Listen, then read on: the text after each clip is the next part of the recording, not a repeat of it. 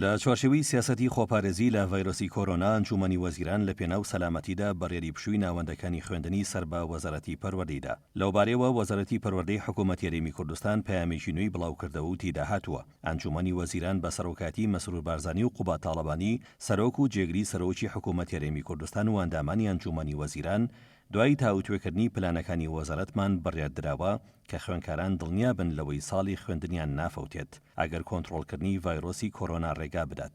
هەموو هەوڵەکانی وەزارەتی پەروەردە بۆ ئەوەیە کە لە 2 ئایاردا ناوەندەکانی خوێندن بکەینەوە بۆ ئەم مەبەستەش لەو حاڵەتەدا پلان و خشتەکان بەم جۆرە دەبێت. لە 12 پێنجی 2020 تا 21 پێنجی 2020 تاقیکردنەوەی وەرزی دووەمی پۆلی 12 ئامادەیی بە هەموو بەشەکانیەوە ئەنجامەدرێت. تەنها بۆ ئەمساڵی خوێندن تاقیکردنەوەی نیشتیمانی قۆناغی نوێی بنەڕەتی ئەنجام نادرێت و لەگەڵ پۆلە ناکۆتاکان تاقیکردنەوە دەکەن. بەڵام بە جۆرەی ڕێنمایی پێویستە بۆردی نمرەی قوتابیان بگەڕێتەوە بۆ بەڕێوەبەرەتی گشتی ئەزموونەکانی وەزارەت.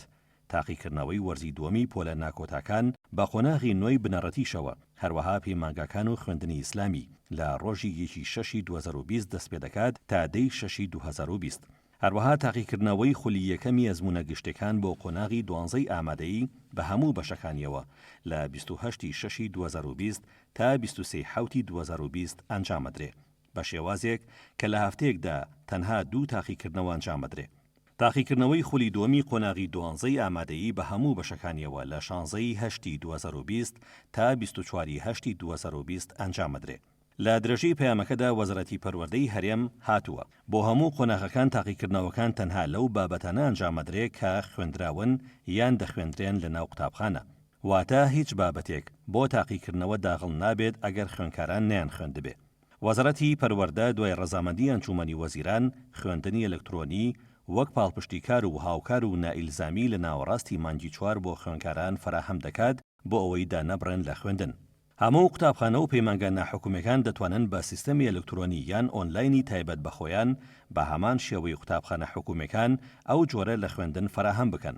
هەر قوتابخانەیەکی ناحکومی کە بە سیستەمی وەزارەتی پەروەردە دەخوێنێت بە کوردی، ئینگلیزی، عەرەبی دەتوانێت سوود لە پرۆسەی خوێندنی ئەلکترۆنی وەزارەت وەربگرێت. هەر لە پەیامەکەدا ئاماژە بۆش دراوە کە مامۆستایانی وانەبێژی قوتابخانە حکومەکان کە بەهۆی پشووی خۆپارێزی ناوەندەکانی خوێندن لە وانەوتنەوە دابڕاون لە بەرچاو دەگرین و شایستەدارەیەکانیان بەردەوام دەبێت و پێویستە ناوەندەکانی خوێندنی ناحکومی لەم دۆخەدا پابند بن بە گرێبەستەکانیان لەگەڵ مامۆستایان و شایستەدارەیەکانیان وەک لە گرێبەستەکانیان داهاتووە بۆیان خەرج دەکرێت. بۆ هەر حاڵەتێکی تر وەزارەتی پەروەردە پلانی ئامادەکرابی بۆ ئەنجومەنی وەزیران خستۆتە ڕوو ئەنجومەنی وەزیران بڕیاردەر دەبێ لەو بارەیەوە.